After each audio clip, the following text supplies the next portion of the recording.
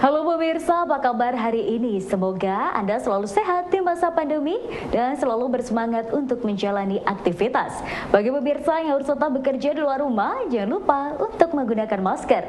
Hari ini program Berita News Point hadir menjumpai Anda bersama saya Khairunisa. Selama 30 menit ke depan, News Point akan menyajikan berita terbaru seputar Universitas Brawijaya dan Malang Raya. Jangan kemana-mana, keep on our channel News Point.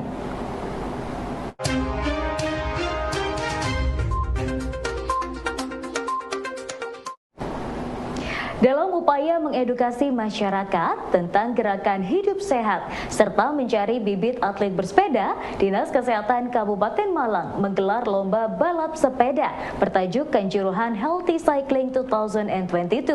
Stadion Kanjuruhan di Kecamatan Kepanjen menjadi titik start event nasional ini dan Lembah Indah Malang di Kecamatan Ngajum menjadi titik finish serta tempat penyerahan hadiah.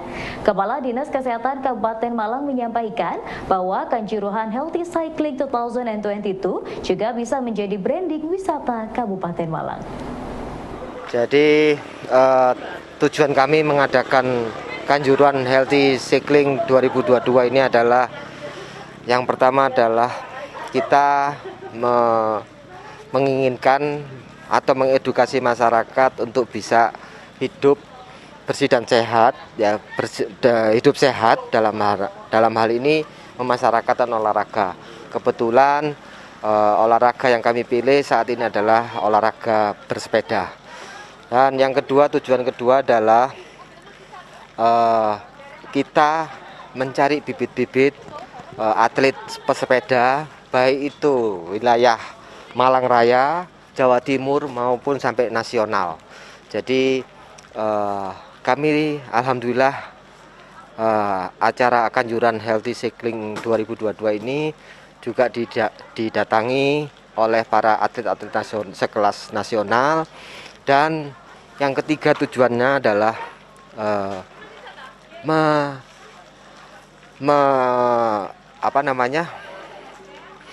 memberikan Kabupaten Malang, membranded Kabupaten Malang agar bisa dikenal bukan hanya wilayah Jawa Timur, orang-orang wilayah Jawa Timur, tapi juga bisa dikenal baik itu sampai Jawa Tengah, Jawa Barat, Jakarta maupun dari luar pulau. Kebetulan atlet yang hadir di sini atau peserta yang hadir di sini adalah juga dari luar pulau Kalimantan dan Sulawesi. Bali jadi juga ada. Alhamdulillah bahwa ini adalah menjadi entry point, pintu masuk dari Kabupaten Malang ke depan. Kegiatan serupa ini bisa menjadi event tahunan Kabupaten Malang, ya, yang seperti saya tadi sampaikan, tujuannya adalah untuk mencari bibit, kemudian memasyarakatkan gerakan olahraga dan mengenalkan tempat-tempat wisata di Kabupaten Malang. 81 pembalap sepeda nasional dari total 260 peserta mengikuti balap sepeda Kanjuruhan Healthy Cycling 2022 yang digelar oleh Dinas Kesehatan Kabupaten Malang.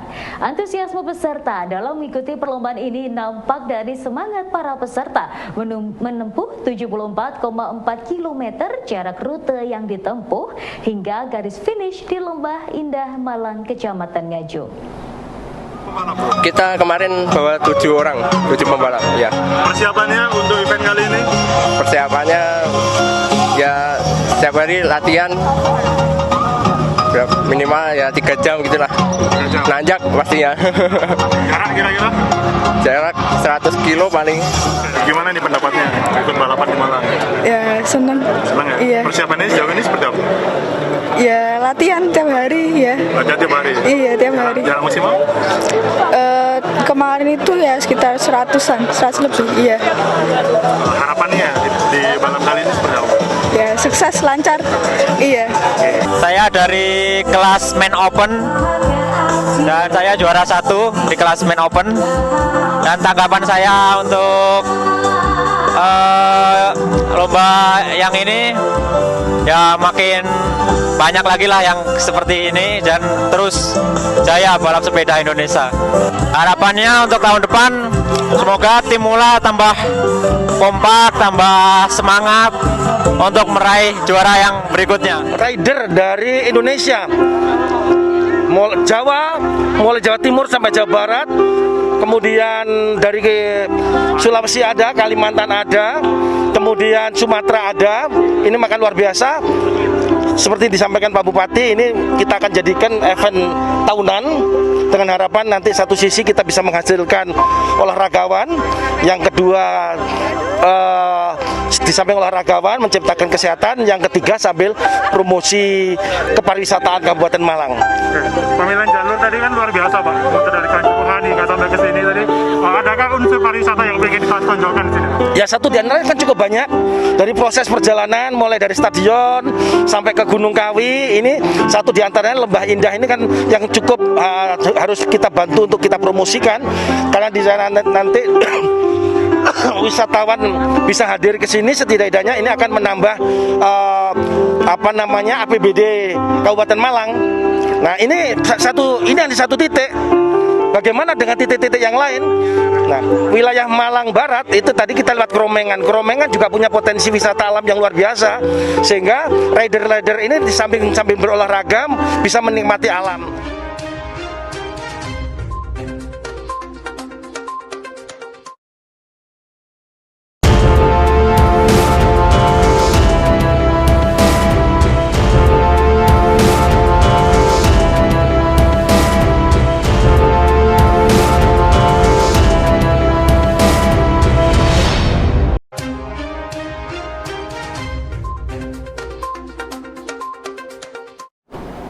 Setelah mendukung masa tanggap darurat melalui KKN Semeru, saat ini UB sedang menyiapkan program pendampingan selama 1 tahun untuk warga terdampak dalam skema MBKM Semeru.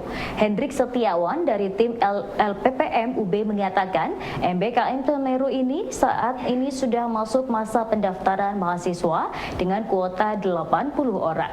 Tujuan dari MBKM Semeru ini adalah untuk melakukan pendampingan pasca masa tanggap darurat selesai dan masuk masa pemulihan kondisi sosial ekonomi warga. Menurutnya, UB dengan MBKM ini akan melakukan pendampingan secara komprehensif dan terpadu bersama dengan pemerintah daerah Lumajang. Untuk menindaklanjuti, UB telah membuat program MBKM Semeru. Jadi hari Rabu besok kita dari tim MBKM Semerunya UB akan ketemu Bupati Lumajang untuk koordinasi. Kemudian MBKM Semeru yang kita gagas ini ada 5 program utama gitu. Selain meneruskan yang kemarin dilakukan anak-anak, yang sedang dilakukan anak-anak PKM. Jadi MBKM Semeru ini nanti kita akan jalankan sampai 1 tahun ke depan. Jadi UB tidak akan lepas Semeru begitu saja. Jadi kita akan tetap dampingi masyarakat yang ada di Semeru sampai 1 tahun ke depan. Planningnya seperti itu. Jadi kemarin anak-anak yang KKN pertama ini anggaplah ini gelombang 1 ini adalah untuk situasi tanggap daruratnya.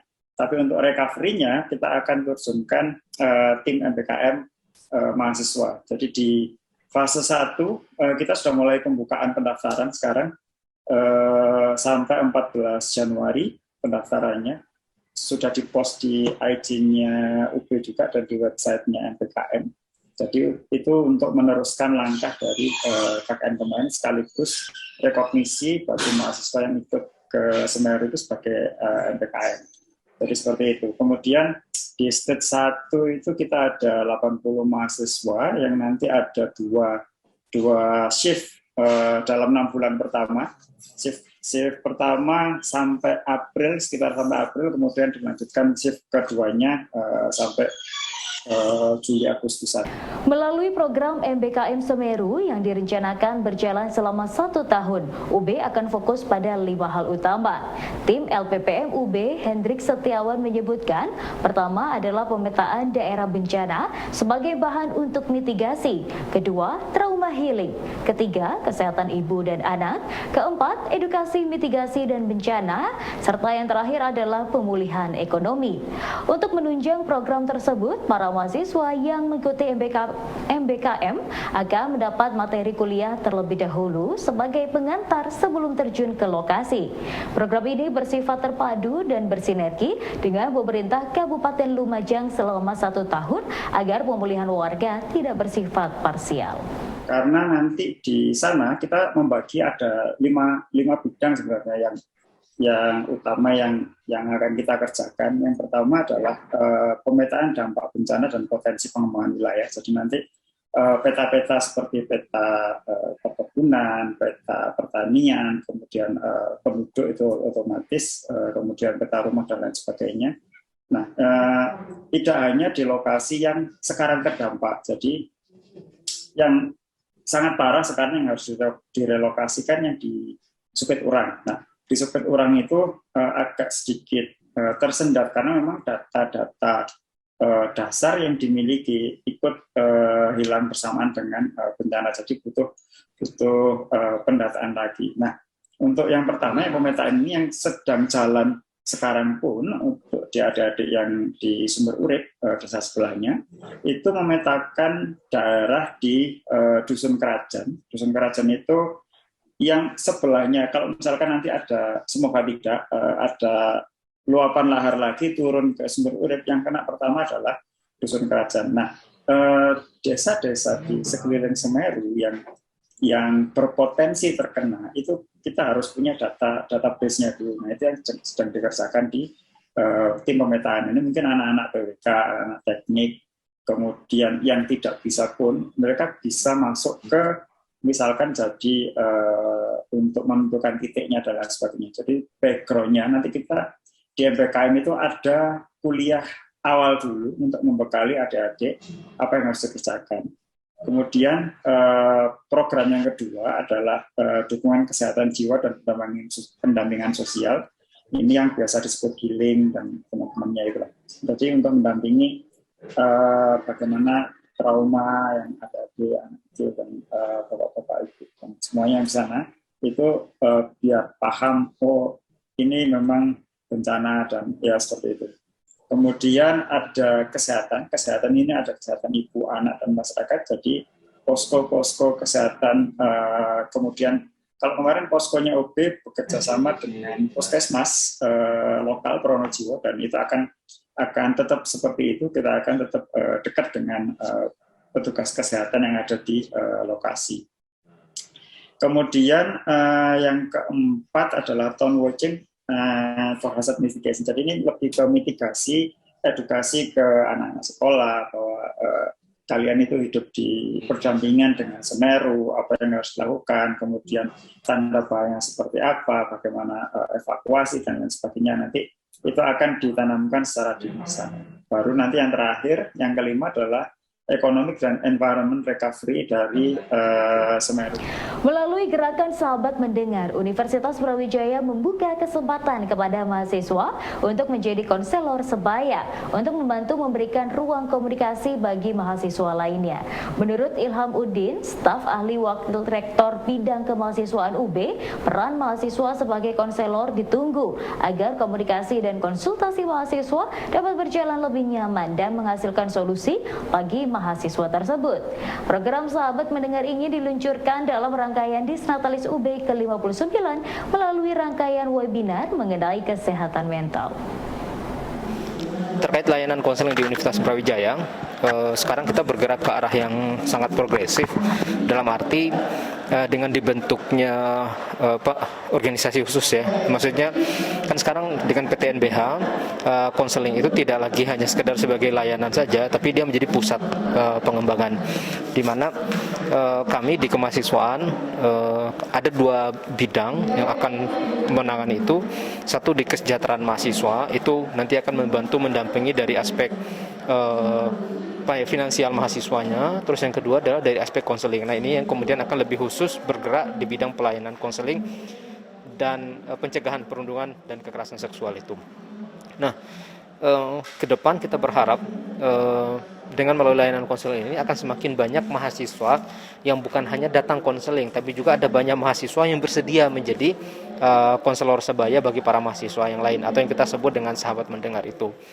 kita tahu betul bahwa Universitas Brawijaya ini kan punya mahasiswa yang sangat banyak, ada 62.000. Nah, kita berharap sekian persen dari total populasi mahasiswa itu kemudian bisa kita ajak terlibat dalam satu gerakan yang sama, yaitu meningkatkan kesejahteraan psikologis bagi seluruh mahasiswa di Universitas Brawijaya. Nah, kegiatan konseling ini. Nah, salah satu program kegiatan yang akan dikedepankan nanti itu adalah melaksanakan berbagai macam pelatihan untuk meningkatkan skill mahasiswa bagaimana menjadi pendengar yang baik bagi teman-teman yang sedang mengalami hambatan psikologis.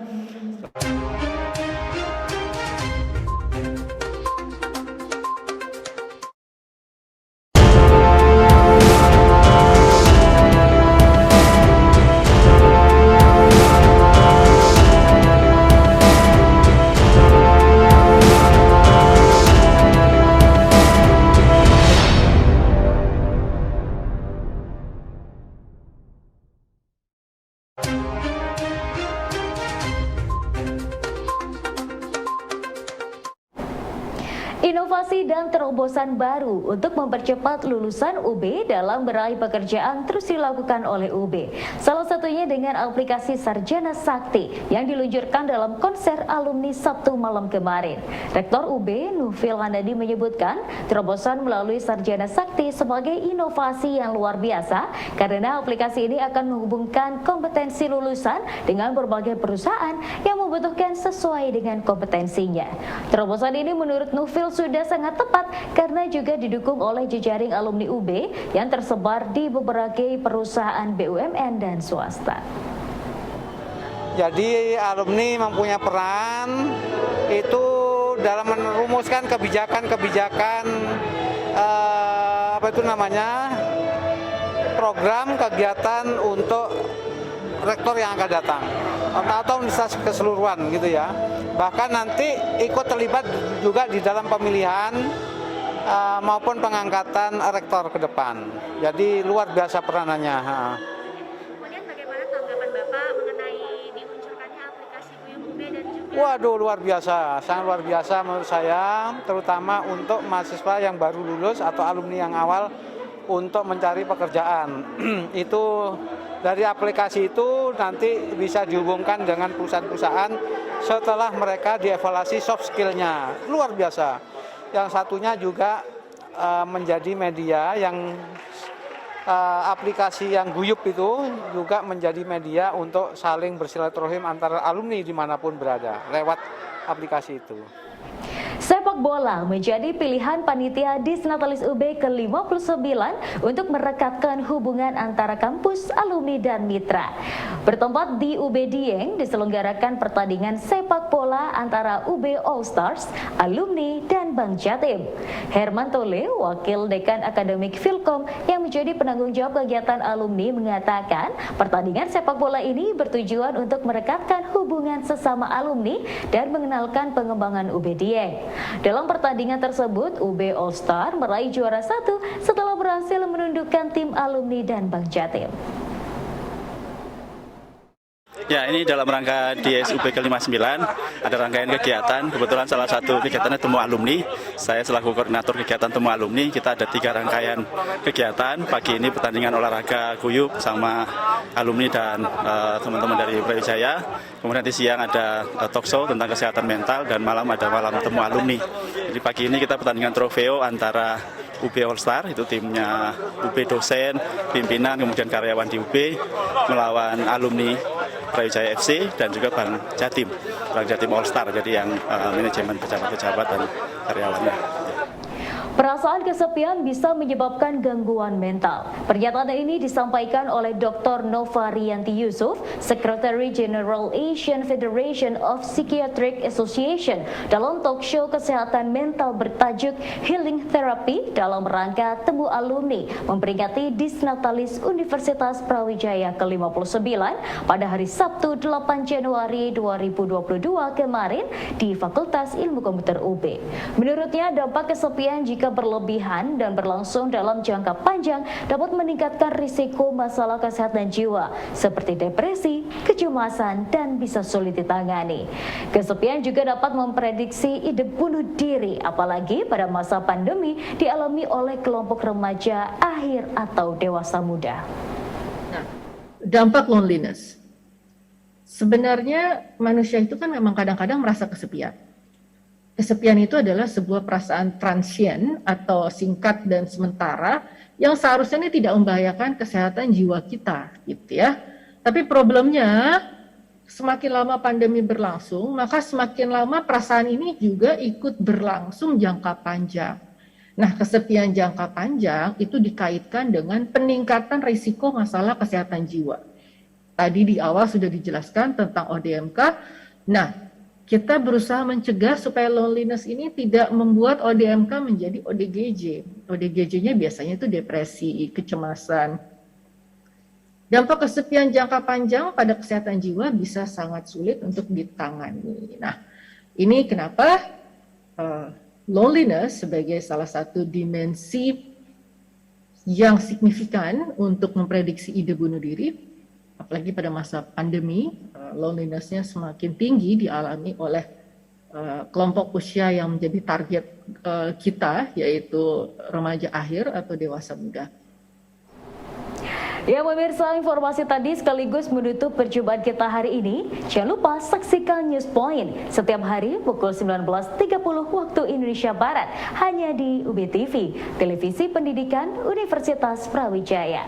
Saya Khairunisa dan seluruh kru yang bertugas pamit undur diri. Tetap patuhi protokol kesehatan, wajib menggunakan masker. Terima kasih dan selamat beraktivitas.